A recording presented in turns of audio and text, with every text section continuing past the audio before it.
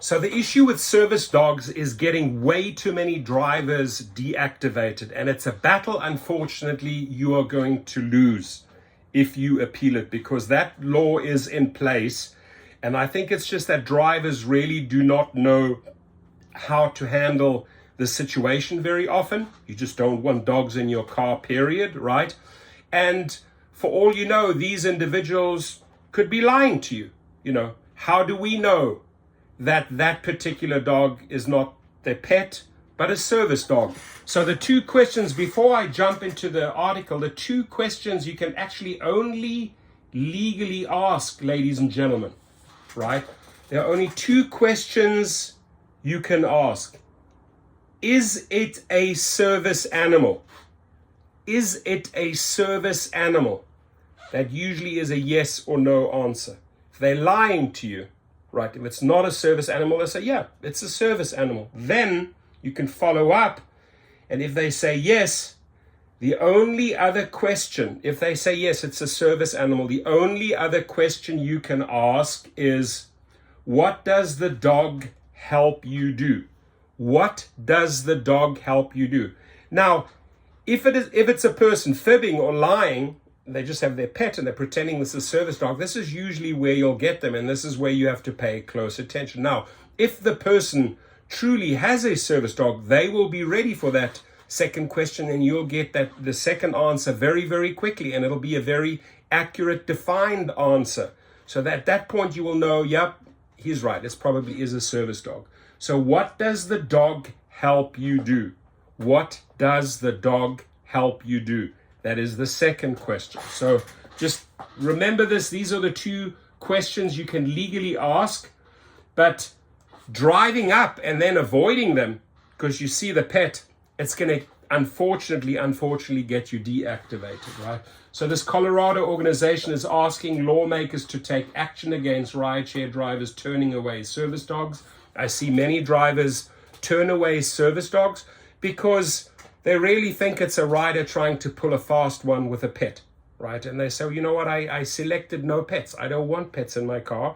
I have a Mercedes, I have a BMW. I just don't want pets in my car. I don't want my car ruined because the scratches, the damage that a dog can do, even a service dog or a pet, right? Uber and Lyft don't cover that. The passenger doesn't cover that, right? So you're left with major costs at the end of the day. So Denver, Colorado organization that fights for people who are blind is asking state lawmakers to take action against rideshare drivers who are turning away service dogs at pickup, calling the issue an epidemic. I was born with an eye condition called congenital coloboma of the optic nerve, said Michael Bloomston, who relies on 6-year-old chocolate lab Yarly to get to and from. My advice to these individuals with service dogs, just have your papers with you. I think that would solve everything. Oh, here are my papers, right? This is legally my service dog. I don't think a driver is going to argue with that. Bloomston said it's a condition that makes everything seem far away, so he has to look at everything up close. That's where Yardley comes in. He's seeing eye dog. He takes everywhere he goes, including Lyft and Uber rides, since he's unable to drive. That is, if he can get a ride. A week ago, he said he was denied a ride twice in the same day by 2 different Lyft drivers. The first incident happened outside his apartment in Cherry Creek North. Now, those Lyft drivers or Uber drivers, my guess is the company is going to give you one warning, right? And have you agree to the service animal terms. If you do it again, you're out. So first strike, you might get away with it. Second strike, you are out. Just know that, right? So she's like, I'm not taking you. I'm not taking a dog. And I said, this is a service dog. Bloomston told the driver she had to by law, but she drove away. He said a similar incident happened a second time when he was leaving a doctor's appointment later that afternoon, right? So here it is again. There are only 2 questions they can ask you. You, the driver, can ask them. Is it a service animal? And if you say yes, the individual, the rider says yes, the only other question they, the driver, can ask you is, what does the dog help you do? Bloomston reported both incidences to Lyft and the Department of Justice. He's waiting to hear back. So this is a serious guy. He doesn't like to be denied. He's waiting to hear back from the DOJ on a resolution. Lyft shared with Bloomston that they contacted the drivers and educated them on Lyft's service animal policy, stressing that if the driver in question violates the policy again, so you got lucky here, right? They got a second chance, they will be permanently deactivated. Marianne Migliorelli with the National Federation of the Blind Colorado said rideshare drivers aren't taking the rules seriously. The organization is calling it an epidemic.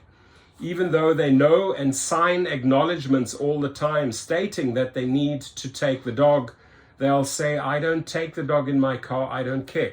So what a rider, or what this organization needs to know, is that Uber and Lyft have created the problems, right? Especially with the whole pet policy. You could take pets, you can opt out of pets. We as drivers, 99.9% of the time, opt out because the dogs destroy our cars. So it creates a lot of problems, right there, just with the way the app is set up. The resolution was sent to Governor Jared Polis and other lawmakers at the end of October to ask Governor Polis, the Colorado General Assembly, and others to work with the NFB of Colorado and the Colorado Association of Guide Dogs, right? We are looking to find ways to make it much more punitive process when they opt to deny service animals. So they want to find ways to punish you, punitive, right? These people are getting together with the policymakers. They want to find ways to punish the driver. And really, the only company that they should punish is Uber and Lyft.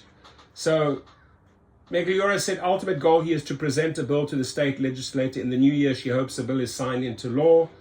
I think everyone knows who drives for these rideshare companies. They will be removed from the app, the platform, even if they even get one complaint. So this guy's like all in, right? This guy is out for us drivers, this guy. Lyft has a strict service animal policy that requires all drivers to accommodate passengers traveling with service animals, and we take any allegation of this nature very seriously. There is no place for any form of discrimination on our platform, and we ask that riders report issues immediately. What you're not telling them, Lyft, is the way you have set up the apps with the no pet policy, right? Because when we say no pets, we're sort of under the assumption that if any pet comes along, we could be fooled, right? Any individual can say, well, it's a service dog. We don't have the proof. And because we don't have the proof, Uber and Lyft, you are putting us into these situations. So I see big lawsuits coming here as well. Your comments, please. Thank you.